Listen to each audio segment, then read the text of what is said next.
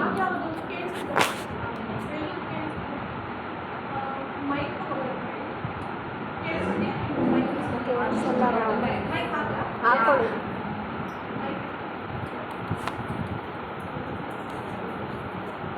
Note ಮಾಡ್ಕೊಳ್ಳಿ ಆಯ್ತಾ. ಈ ಪಿ ಡಿ ಎಫ್ ಕಳಿಸ್ತೀನಿ ನಾನು. ಬಟ್ ನಾನು ಏನು ಹೇಳ್ತೀನಲ್ಲ, ನಿಮ್ಗೆ ಯಾವ ಲ್ಯಾಂಗ್ವೇಜ್ ಅರ್ಥ ಆಗುತ್ತೋ ಅದನ್ನು ನೀವು ನೋಟ್ ಮಾಡ್ತಾ ಹೋಗಿ.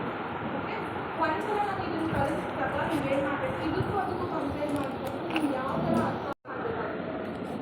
ಎಷ್ಟು 10 ಟೈಮ್ಸ್ ಮಾಡಬೇಕು, ನಾರ್ಮಲ್ ಓಕೆನಾ. ಸೊ ಅದಕ್ಕೆ ಏನು ಮಾಡ್ತೀರಾ ಅಂದರೆ, ಮೊದಲು ಈ ಗ್ಲೋರೈಡ್ ತಗೊಂಡು ಗ್ಲೋರೈಡ್ ಏನು ಮಾಡಬೇಕು, ಪ್ಯಾಡಲ್ಸಿಂದ ನೀರಲ್ಲಿ ಬೇರೆ ಬೆಚ್ಚಲ್ಲಿ ತೊಗೊಂಡ್ಬರ್ಬೇಕು. ಅಲ್ಲಿಗೆ ಏನಾಗುತ್ತಲ್ಲ, 50% ಏನಾಗುತ್ತೆ, ಟೆಕ್ಸ್ಚರ್ ಬರುತ್ತೆ. ಓಕೆನಾ. ಅದಾದಮೇಲೆ ಸ್ಟ್ರೈಟ್ನರ್ ಯೂಸ್ ಮಾಡ್ತೀವಿ. ಓಕೆ, ಇದನ್ನ ಏನಕ್ಕೆ ಯೂಸ್ ಮಾಡ್ತೀವಿ, ಸ್ಟ್ರೈಟ್ ಮಾಡೋಕ್ಕೆ ಮತ್ತು ಓಕೆನಾ. ಸೊ ಈ ಮಷೀನ ಹೇಗೆ ಯೂಸ್ ಮಾಡ್ತೀರಾ ಅಂದರೆ, ಇಲ್ಲಿ ನೋಡಿ ರೆಡ್ ಕಲರು ಬ್ಲ್ಯಾಕ್ ಕಲರ್ ಕಾಣಿಸ್ತೀಯಾ. ಇದು ಬ್ಲ್ಯಾಕ್ ಕಲರ್ ಏನಿದೆ ಅಲ್ಲ, ಇದು ಗ್ಲೋ ಆಗುತ್ತೆ. ಎಷ್ಟು ಗ್ಲೋ ಬೇಕು ನಿಮಗೆ, ಸ್ಪೀಡ್ ಆಗ್ತಾರೆ. ಇದಿದೆ ಅಲ್ಲ ಆಫ್, ಇದು ಮಿಡಲಿಗೆ ಬಂದು ಮೀಡಿಯಮ್ ಬರುತ್ತೆ, ಈಗ ಬಂದು ಫಾಸ್ಟ್ ಆಗುತ್ತೆ. ಓಕೆನಾ. ಇಲ್ಲಿರೋದು ರೆಡ್ಡು ಸ್ಪೀಡ್ ಆಗುತ್ತೆ. ಸ್ಪೀಡ್ ಅಂತಂದರೆ ಇಲ್ಲಿ ನಿಮಗೆ ಕೋಲ್ಡ್ ಬರುತ್ತೆ. ಓಕೆ, ಹೀಗಿದೆ ಸ್ವಲ್ಪ ಲೈಟಾಗಿ ನಿಮಗೆ ಹೀಟ್ ಬರುತ್ತೆ. ಹೀಟ್ ಮಾಡುತ್ತೆ, ತುಂಬ ಹೀಟ್ ಆಗ್ತದೆ. ಓಕೆನಾ. ಸೊ ನೀವು ಮೀಡಿಯಮಲ್ಲಿ ಇಟ್ಕೊಂಡು ನೀವೇನು ಮಾಡ್ಬೋದು, ಇದನ್ನ ಯೂಸ್ ಮಾಡಿ. ಅದಾದಮೇಲೆ ಈ ಕ್ಯಾಪ್ ಇರುತ್ತಲ್ಲ, ಈ ಕ್ಯಾಪ್ ಕಂಪಲ್ಸರಿಯಾಗಿ ಬರುತ್ತೆ. ಇಲ್ಲ ಅಂದರೆ ಏನಾಗುತ್ತೆ, ಇಲ್ಲಿ ಬೇರೆ ಡ್ಯಾಮೇಜ್ ಆಗುವಂಥ ಚಾನ್ಸ್ ಇರುತ್ತೆ. ಸೊ ಅದಕ್ಕೆ ಏನು ಮಾಡಬೇಕು, ಇಲ್ಲ ಕಂಪಲ್ಸರಿಯಾಗಿ ಹಾಕಬೇಕು. ಇಲ್ಲ ಹೀಗೆಲ್ಲ ಹಾಕಬೇಕು, ಸ್ಟ್ರೈಟಲ್ಲೇ ಹಾಕಬೇಕು. ನಾವು ಹೀಗೆ ಟೈಪ್ಕೊಂಡು ಹಾಕ್ತೀವಲ್ಲ, ಅದು ಸ್ಟ್ರೈಟಲ್ಲೇ. ಓಕೆನಾ. ಗೊತ್ತಾಯ್ತಾ ಇದು ಲೋರ ಏನು ಯೂಸ್ ಮಾಡ್ತೀರಾ,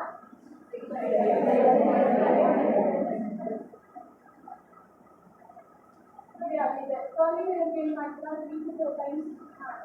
ಇದನ್ನ ಬರೀ ಮಷೀನ್ ನಿಮಗೆ ಯಾವ ಥರ ಯೂಸ್ ಮಾಡೋದು ಅಂತ ತಿಳ್ಕೊಳ್ಳಿ. ಸ್ವಲ್ಪ ಮಕ್ಕಳಲ್ಲಿ ನಿಮಗೆ ಪ್ರಾಕ್ಟೀಸ್ ಯಾವ ಥರ ಯೂಸ್ ಅದಾದಮೇಲೆ ಏನು ಮಾಡ್ತೀರಾ, ಬೇಬಿ ಒಂದು 2 ಟೈಮ್ಸ್ ಮಾಡಿದ್ರೆ ನಿಮ್ಗೆ ಸ್ಟ್ರೈಟ್ ಸಿಗ್ತದೆ. ಮತ್ತು ನಿಮಗೆ ಸ್ಟ್ರೈಟ್ ಮಾಡ್ಕೊಳ್ಳೋಂಥ ಅವಶ್ಯಕತೆ ಇಲ್ಲ. ಈಗ ಸ್ಟ್ರೈಟಿಂಗ್ ಮಷೀನ್ ಅಂದರೆ ಸೆಕ್ಷನ್ ಬೈ ಸೆಕ್ಷನ್ ಹೋಗಿದ್ದು ಅದನ್ನ ಮಾಡ್ತಾ ಹೋಗೋದು ಟೈಮ್ ತಗೊಳ್ಳುತ್ತಲ್ಲ. ಸೊ ಅದಕ್ಕೆ ಏನು ಮಾಡ್ತಾರೆ, ಫ್ಲೋರ್ ಏನು ಮಾಡ್ಕೊಂಡ್ರೆ ನಿಮಗೆ ಬೇಗ ಕಡಿಮೆ ಆಗುತ್ತೆ. ಸೊ ಇದಾದಮೇಲೆ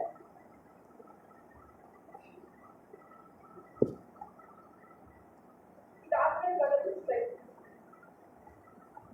ಓಕೆನಾ. ಇವಾಗ ನಾವು ಏನು ಮಾಡಿದ್ವಿ, ಕರ್ಲ್ ಇರೋದನ್ನ ಚಿಕ್ಕದಾಗಿ ಕರ್ಲ್ ಬೇಕು ಅಂತ ಹೇಳಿದ್ರೆ ಇದನ್ನು 19 ಓಕೆ. ಅದಾದಮೇಲೆ ಸ್ವಲ್ಪ ದೊಡ್ಡದಾಗಬೇಕು ಅಂದರೆ 25. ಓಕೆ.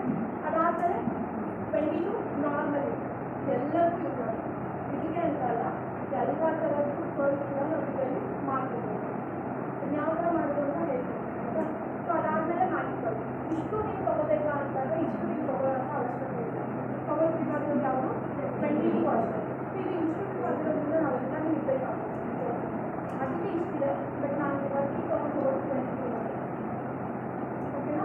ಸೊ ನೀವು ಪರ್ಚೇಸ್ ಮಾಡಿದ್ದಾರೆ 22 ಅಷ್ಟೇ ಪರ್ಚೇಸ್ ಮಾಡಿ. ಇದೆಲ್ಲ ಏನಾಗುತ್ತೆ, ಕರ್ಲ್ಸ್ ಡಿಫ್ರೆಂಟಾಗಿ ಬರುತ್ತೆ ಅಷ್ಟೇ. ಬಟ್ ಅದನ್ನೇ ನೀವು ಟೆಕ್ಸ್ಚರ್ ಚೇಂಜ್ ಮಾಡ್ಕೊಬೋದು. ಈ 13 ಕಡೆಯಲ್ಲಿ 32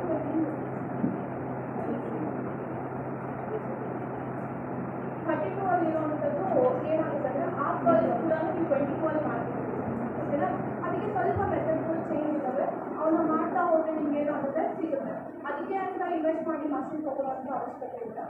ಸೊ ಏನಾಗುತ್ತೆ ಅಂದರೆ, ಇದೆಲ್ಲ ಕರ್ಲ್ಸ್ ಎಲ್ಲ ಯಾವಾಗ ಬರುತ್ತೆ ಅಂದರೆ, ಇನ್ಸ್ಟಿಟ್ಯೂಟ್ ಕೈಗಳಲ್ಲಿ ಆಮೇಲೆ ಫಿಲಮ್ ಇಂಡಸ್ಟ್ರಿ ಅವರೆಲ್ಲ ಬೇಗ ಕುಕ್ಕಲ್ಲಿ ರೆಡಿ ಮಾಡ್ತಾ ಇರ್ತೀರ. ಪಿಕಪ್ ಮಾಡಬೇಕು ಅಂದರೆ ಅವ್ರಿಗೂ ಅದನ್ನ ಒಂದೇ ಮಷಿನಲ್ಲಿ ಮಾಡಿ ಅದನ್ನ ಓಪನ್ ಮಾಡಿ ಅವ್ರು ಏನು ಮಾಡ್ತಾರೆ, ಅದಕ್ಕೆ ಯಾವ ಮಷಿನ್ ಬೇಕೋ ಆ ಮಷಿನಲ್ಲಿ ಕಲಿಸ್ತಾರೆ. ಓಕೆನಾ.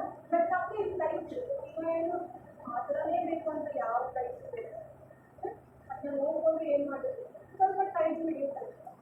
ಟೈಮ್ ಆಗಬೇಕು, ಒಂದು ಟೈಪ್ ಜಾಸ್ತಿ ಆ ಟೆಕ್ಸ್ಚರ್ ಇರುತ್ತೆ. ಮತ್ತು ಈಸಿಯಾಗಿ ಮಾಡ್ಕೋಬೇಕು. ಇದೇ ಮಷಿನ್ ಬೇಕು ಅಂತ ಇದರಲ್ಲೂ ಕೂಡ ಅಷ್ಟೇ. ನೀವು ಆನ್ ಮಾಡಿದ ತಕ್ಷಣ ಆನ್ ಆಗಲ್ಲ. ಹೇಗಿದೆ ಅಲ್ಲ, ಆನ್ ಬಟನ್ ಇದೆ, ಇದನ್ನ ಲಾಂಗ್ ಪ್ರೆಸ್ ಮಾಡಬೇಕು. ಇಲ್ಲಿ ಡಿಸ್ಪ್ಲೇ ಆನ್ ಆಗುತ್ತೆ. ಆನ್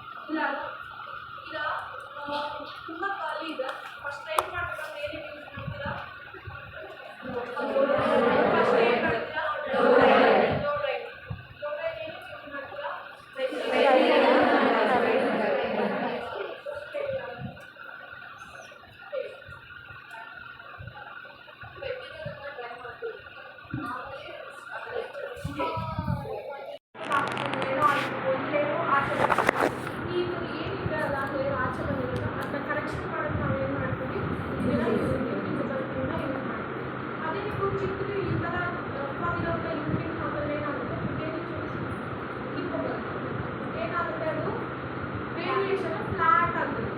ಓಕೆನಾ? ಭಾರಕ್ಕೆ ಏನಾಗುತ್ತೆ ಕೆಳಗಡೆ ಬೀಳುತ್ತೆ. ಅದಕ್ಕೆ ಏನು ಮಾಡೋದು ಆ ಥರ ಆಗಬಾರ್ದು ಅಂತ ಹೇಳಿ ಅದು ವಿಸಿಬಲ್ ಕೂಡ ಆಗುತ್ತೆ. ಅದೇ ಇದು ಇನ್ವಿಸಿಬಲ್ ಪಿನ್ ಹಾಕಿದ್ರೆ ನೀವು ಹಾಕಿರೋಂಥದ್ದು ಗೊತ್ತಾಗಲ್ಲ. ನೋಡಿ ಹೊರಗಡೆ ಹಾಕಿದ್ರೆ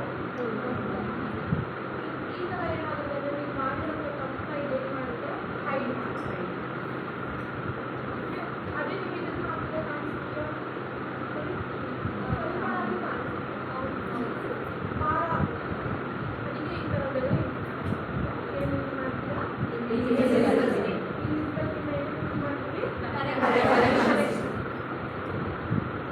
ನೆಕ್ಸ್ಟ್ ಮಾಡಿಬಿಟ್ಟು ಯೂಪಿನಲ್ಲಿ ನೋಡಿ ಇಷ್ಟು ಥರ ಇದೆ. ಸ್ಮಾಲ್ ಸೈಜ್, ಮೀಡಿಯಮ್ ಸೈಜ್ ಮತ್ತು ಸ್ವಲ್ಪ ಬಿಗ್ ಸೈಜ್ ಓಕೆನಾ? ಇಷ್ಟು ಥರ ಇದೆ. ಇಷ್ಟು ಯೂಸ್ ಆಗುತ್ತೆ ನಮಗೆ, ಇಷ್ಟು ಯೂಸ್ ಆಗುತ್ತೆ. ಸೊ ಇದನ್ನು ಯೂಸ್ ಮಾಡ್ತೀವಿ ಬಿಗ್ ಸೈಜ್ ಅಂತ ಅಂದರೆ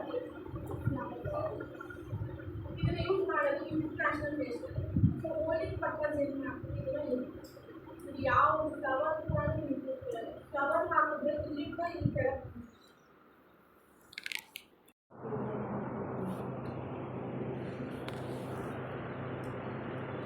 ನೋಡಿ ಈ ಥರ ಓಕೆ. ಇಲ್ಲಿ ಒಂದು ಕಿವಿ ಚಿಕ್ಕದು ಬಟ್ ನಮ್ಮದು ಹೇಗೆ ಬರಬೇಕಂದ್ರೆ ಈ 4 ಫಿಂಗರ್ ಕರೆಕ್ಟಾಗಿ ಈ ಮಿಡಲ್ ಓಕೆ ಕರೆಕ್ಟಾಗಿ 4 ಫಿಂಗರ್ಗೆ ಮಿಡಲ್ ಪಾರ್ಟಿಗೆ ಬರುತ್ತೆ. ಓಕೆ ಇನ್ ಕೇಸ್ ಬರಲಿಲ್ಲ ಒಂದು ಸ್ವಲ್ಪ ಹೆಚ್ಚು ಕಮ್ಮಿ ಆದರೂ ಪರವಾಗಿಲ್ಲ. ಕೆಲವು ವಿಷಯ ಚಿಕ್ಕದಾಗಿರುತ್ತೆ ಚಿನ್ನದಿರುತ್ತೆ, ಇಲ್ಲ ಕೆಲವು ವಿಷಯನ ಇಯರ್ ಚಿಕ್ಕದಾಗಿರುತ್ತೆ ದೊಡ್ಡದಾಗಿರುತ್ತೆ. ಈ ಥರ ಏನಾದರೂ ಇದು ಆಗ್ತಿರುತ್ತೆ. ಬಟ್ ನೀವೇನು ಮಾಡಬೇಕು 4 ಫಿಂಗರ್ಗೆ ಎಷ್ಟು ಸ್ಟ್ರೈಟಾಗಿ ಬರುತ್ತೋ ಅಷ್ಟು ಸ್ಟ್ರೈಟಾಗಿ ಕಲಿಬೇಕು. ಸ್ಟ್ರೈಟಾಗೆ ಬರಬೇಕು. ಹೋಗ್ತಾ ಹೋಗ್ತಾ ಪ್ಲ್ಯಾಂಟ್ ಹೋಗೋದು ಇಲ್ಲ ಹೋಗ್ತಾ ಹೋಗ್ತಾ ಈ ಕಡೆ ಹೋಗೋದು ಆ ಥರ ಆಗಬಾರ್ದು. ಓಕೆನಾ? ಪ್ರಾಪರಾಗಿ ಸ್ಟ್ರೈಟಾಗಿ ಬಂದರೆ ಮಾತ್ರ ನಿಮ್ಮದು ಸೆಕ್ಷನ್ ನೀಟಾಗಿ ಕೊಟ್ಕೊಳ್ಳುತ್ತೆ. Sectioning main important. ಸೆಕ್ಷನಲ್ಲಿ ಏನಾದರೂ ಹೆಚ್ಚು ಕಡಿಮೆ ಮಾಡಿದ್ರೆ ಫುಲ್ ಹೇರ್ ಸ್ಟೈಲೇ ಫ್ಲಾಪ್ ಆಗುತ್ತೆ. ಓಕೆ ಇಲ್ಲಿ ನೋಡಿ ಇದು ಮಾಡೋದನ್ನ ಇಷ್ಟು ಜಾಸ್ತಿ ತೊಗೊಂಡ್ರಿ ಅಂದ್ಕೊಳ್ಳಿ. ಇಲ್ಲಿ ಪಫ್ ಏನಾಯಿತು ಪಫ್ ಸೆಕ್ಷನ್ ಎಲ್ಲ ಬೇರೆನೇ ಆಗುತ್ತೆ. ಮತ್ತು ಇದು ಎಕ್ಸ್ಟ್ರಾ ಕೂತ್ಕೊಳ್ಳುತ್ತೆ. ಅದನ್ನು ಎಲ್ಲಿ ಹಾಕಬೇಕು ಅಂತ ಗೊತ್ತಾಗಲ್ಲ, ತಿಕ್ಕಾಗುತ್ತೆ. ಓಕೆನಾ? ಈ ಥರ ಪ್ರಾಬ್ಲಮ್ಸ್ ಆಗುತ್ತೆ. ಅದಕ್ಕೆ ಏನು ಮಾಡಬೇಕು ಇಯರ್ ಟು ಇಯರ್ ಸೆಕ್ಷನ್ ನೀಟಾಗಿ ಮಾಡ್ತೀವಿ. ಇದನ್ನು ತಿಕ್ಕೊಳ್ಳಿ. ಅದಾಯ್ತಾ? ನೆಕ್ಸ್ಟ್ ಏನು ಮಾಡ್ತೀರಾ ರೈಟ್ ಸೈಡ್ ಬಂದು ಲೆಫ್ಟ್ ಸೈಡು ಸೇಮ್ ಅದೇ ಥರ ಈ ಲೈನ್ನ ಫಾಲೋ ಅಪ್ ಮಾಡಿ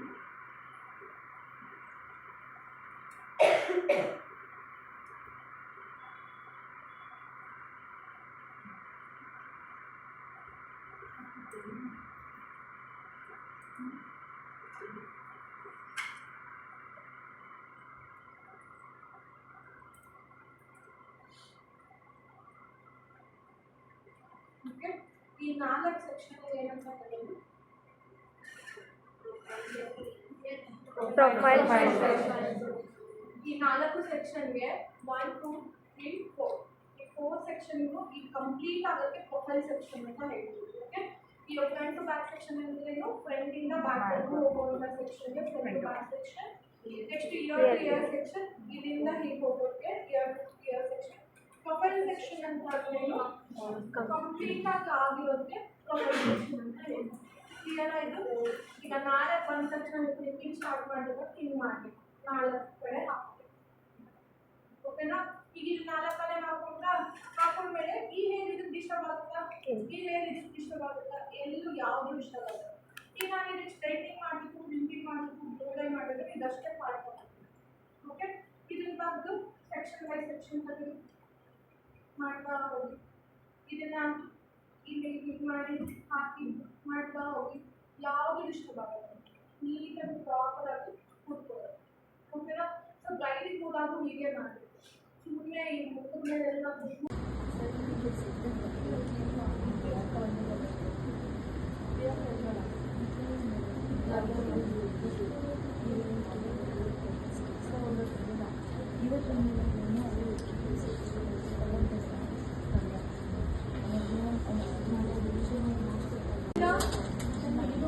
ಫಸ್ಟ್ ಯಾವ section front to back section.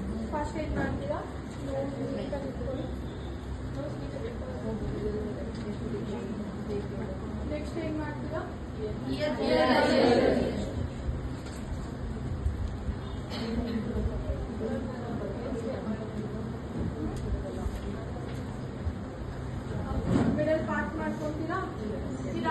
Next ಏನ್ ಮಾಡಬೇಕು ಅಲ್ಲ Year to year. ನೆಕ್ಸ್ಟ್ ಏನ್ ಮಾಡ್ತೀರಾ ಇದನ್ನ ಫುಲ್ ಮಾಡ್ಕೋಬೇಕು. ಹೇರ್ ಪ್ರಿಪ್ರೇಷನ್ ಮಾಡ್ಬೇಕಂದ್ರೆ ಫುಲ್ ತೆಗಿಬೇಕು. Ear to front to back section full ತೆಗಿಬೇಕು. Okay, front to back section ತೆಗ್ದಿಂದ ಏನ್ ಮಾಡ್ತೀರಾ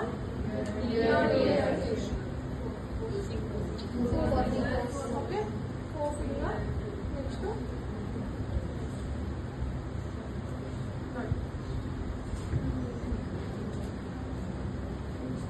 ಕರೆಕ್ಟಾಗಿ ಬಂದಿದೆಯಾ? ಹೀಗೆ ಈ ತರ ಬರುತ್ತೆ.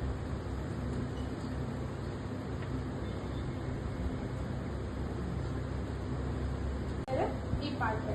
ಸೊ ಇವಾಗ ಇದಕ್ಕೆ ಏನ್ ಮಾಡ್ತೀರಾ ಬ್ಲೋ ಡ್ರೈ ಮಾಡ್ತೀರಾ. ಸೊ ಬ್ಲೋ ಡ್ರೈ ಮಾಡ್ಬೇಕಂದ್ರೆ ಏನ್ ಮಾಡ್ತೀರಾ ಪಾಡಲ್ ಮತ್ತೆ ಲೆಫ್ಟ್ ಹ್ಯಾಂಡಲ್ ಪಾಡಲ್ ಪಿನ್ ಇರಬೇಕು, ರೈಟ್ ಹ್ಯಾಂಡಲ್ ಏನಿರಬೇಕು ಮಷಿನ್ ಇರಬೇಕು. ಸೊ ಇದನ್ನ ನಾನು ಏನ್ ಮಾಡ್ತೀನಿ ಮಿಡಲ್ಗೆ ಹಾಕೋತೀನಿ. ಮಷಿನ್ ಹೀಟ್ ಎಷ್ಟಕ್ಕೆ ಹಾಕ್ತೀರಾ ಮಿಡಲ್ಗೆ ಹಾಕೊಳ್ಳಿ. ನೆಕ್ಸ್ಟ್ ಏನ್ ಮಾಡ್ತೀರಾ ಅಂದ್ರೆ ಇದನ್ನ ಫುಲ್ ಬ್ಲೋ ಮಾಡ್ಕೋಬೇಕು. ಫಾಸ್ಟ್ ಆಗಿ ಇಟ್ಕೊಳ್ತೀರಾ. ಅದಾದ್ಮೇಲೆ ಏನ್ ಮಾಡ್ತೀರಾ ಪ್ಯಾಡಲ್ ಕುಮ್ನ ಕರೆಕ್ಟಾಗಿ ಹೀಗೆ ಹಾಕೋಬೇಕು. ಓಕೆ, ಪ್ಯಾಡಲ್ ಕುಮ್ನ ಹೀಗೆ ಹಾಕೊಂಡು ಇವಾಗ ಏನ್ ಮಾಡ್ತೀರಾ ಇದನ್ನ ಫುಲ್ ಹೀಗಿಡ್ಬೇಡಿ. ಓಕೆ, ಸ್ವಲ್ಪ ಗ್ಯಾಪ್ ಕೊಡಿ.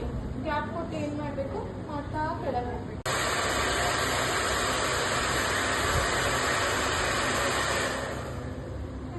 ನೆಕ್ಸ್ಟ್ ಏನ್ ಮಾಡ್ತೀರಾ ಮತ್ತೆ ನೆಕ್ಸ್ಟ್ ಬಂದು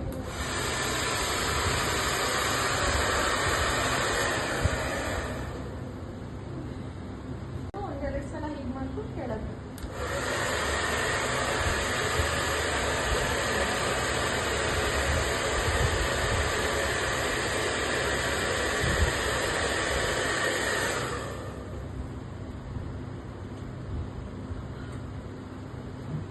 ಕೈಯಲ್ಲಾಗಿ ತೆಗಿ. ಓಕೆ, ಸೊ ಈ ಸೆಕ್ಷನ್ ತೆಗ್ದಾಗ ಪ್ರಾಪರ್ ಆಗಿ ಲೈನ್ ಬರಬೇಕು. ಹಿಂಗೆಲ್ಲ ಬರೋದಲ್ಲ. ನೋಡಿ ಹಿಂಗೆಲ್ಲ ಹೆಚ್ಚು ಕಡಿಮೆ ಹಿಂಗೆಲ್ಲ ತೆಗಿಬಾರ್ದು. ಕರೆಕ್ಟಾಗಿ ಈ ಸೆಕ್ಷನ್ ಅಂದ್ರೆ ಈ ಸೆಕ್ಷನ್ ಹಿಂಗೆ ಏನಕ್ಕೆ ಮಾಡ್ತೀವಿ ಹೇಳಿ ಮೆಸ್ಸಿ ಆಗಬಾರ್ದು, ನೀಟಾಗಿ ಪ್ರಾಪರ್ ಆಗಿ ಬರಬೇಕು ಅಂತ. ನೀವು ಸೆಕ್ಷನ್ ಹಿಂಗೆ ಪ್ರಾಪರ್ ಆಗಿ ಮಾಡಲಿಲ್ಲ ಅಂತಂದ್ರೆ ಎಲ್ಲ ಮೆಸ್ಸಿನೇ. ಓಕೆ, ನೀವು ಯಾವಾಗ ಸೆಕ್ಷನಿಂಗ್ ಕರೆಕ್ಟ್ ಮಾಡ್ತೀರೋ ಅಲ್ಲಿವರೆಗೂ ನಿಮ್ಮ ಹೇರ್ ಸ್ಟೈಲು ಡಿಫಿಕಲ್ಟ್ ಆಗೇ ಆಗುತ್ತೆ. ಯಾವಾಗ ಕರೆಕ್ಟಾಗಿ ಮಾಡ್ತೀವಿ ಅಂತ ಹೇಳ್ತೀವಿ ಇವಾಗ ಯಾವ ಹೇರು ಡಿಸ್ಟರ್ಬ್ ಮಾಡಲ್ಲ ನಿಮಗೆ. ಓಕೆ, ಸೊ ಈಗ ನಾನು ಈ ಕಡೆ ಮಾಡ್ತಾ ಇದ್ದೀನಿ. ಇದಕ್ಕೆ ಏನು ಮಾಡ್ತೀನಿ ಈ ಕಡೆ ಪೋರ್ಷನ್ನ ನಾನು ರಿಮೂವ್ ಮಾಡ್ತೀನಿ. ಇದಾದ್ಮೇಲೆ ಏನು ಮಾಡ್ತೀರಾ ಅಂದರೆ ಒಂದ್ಸಲ ಇನ್ನೊಂದ್ಸಲ ಏನು ಮಾಡಿ ಎಲ್ಲ ಟ್ಯಾಂಗಲ್ಸ್ನ ರಿಮೂವ್ ಮಾಡ್ತೀನಿ.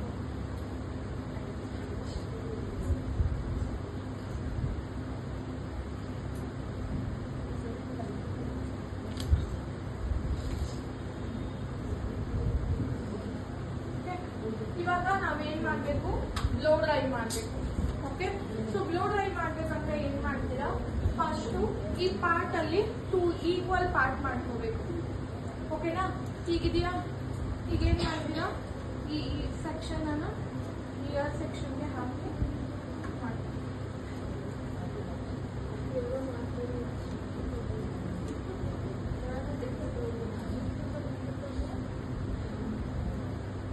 ಸೊ ನಾನು ಕೈ ಮೂವ್ಮೆಂಟ್ ಫಾಸ್ಟ್ ಇರೋದ್ರಿಂದ ನಾನು ಏನು ಮಾಡ್ತೀನಿ 230 ಇಟ್ಕೊಂಡಿದ್ದು. ಆಮೇಲೆ ಇವತ್ತು ಹೆಲ್ದಿ ಹೇರ್ ಕೂಡ ಇದೆ. ಸೊ ಈಗ ಏನು ಮಾಡ್ತೀರಾ ನೀಟಾಗಿ ಕೂಲ್ ಮಾಡ್ಕೊಳ್ಳಿ. ಕೂಲ್ ಮಾಡಿದ್ಮೇಲೆ ಸ್ಟ್ರೈಟ್ನರ್ನ ಹಾಕಿಬಿಟ್ಟು 1 ಸೆಕೆಂಡ್ ಹೋಲ್ಡ್ ಮಾಡ್ತಾ ಏನು ಮಾಡಿ ತುಂಬ ಫಾಸ್ಟಾಗಿ ಬರಬೇಡಿ. ತುಂಬ ಫಾಸ್ಟಾಗಿ ಬಂದರೆ ಏನಾಗುತ್ತೆ ಇದು ಏನಾಗಲ್ಲ ಸ್ಟ್ರೈಟ್ ಆಗಲ್ಲ.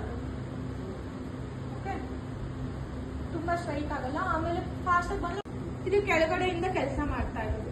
ಈ ಕೆಳಗಡೆ ಏನ್ ಮಾಡ್ತೀರಾ ನೀವು ಇಲ್ಲಿಂದ ಹೇರ್ ಸ್ಟಾರ್ಟ್ ಮಾಡ್ಕೊಂತೀರಲ್ಲ, ಅದಕ್ಕೆ ಕ್ರಿಂಪಿಂಗ್ ನ ಏನ್ ಮಾಡ್ಬೇಕು 1/2 ಇಂಚ್ ಗ್ಯಾಪ್ ಕೊಟ್ಟು ಸ್ಕ್ಯಾಲ್ಪಿಗೆ ತಾಗ್ತಾ ಇರೋ ತರ 1/2 ಇಂಚ್ ಗ್ಯಾಪ್ ಕೊಟ್ಟು ಏನ್ ಮಾಡ್ಬೇಕು ಕ್ರಿಂಪಿಂಗ್ ಮಾಡ್ತಾ ಬರ್ತೀರಾ. ಓಕೆನಾ, ಅದೇ ಫ್ರಂಟ್ ಪಾರ್ಟಿಗೆ ಹೋದಾಗ ಏನ್ ಮಾಡ್ಬೇಕು ರೂಟ್ ಇಂದಾನೆ ಮಾಡ್ಬೇಕು. ಯಾಕೆ ಹೇಳಿ ಫ್ರಂಟ್ ವೇರಿಯೇಷನ್ ಏನಾಗುತ್ತೆ ಫ್ಲಾಟ್ ಆಗಿ ಬೌನ್ಸಿ ಆಗುತ್ತೆ. ಬಟ್ ಇಲ್ಲೇನಾಗುತ್ತೆ ಹಾಗಾಗಲ್ಲ.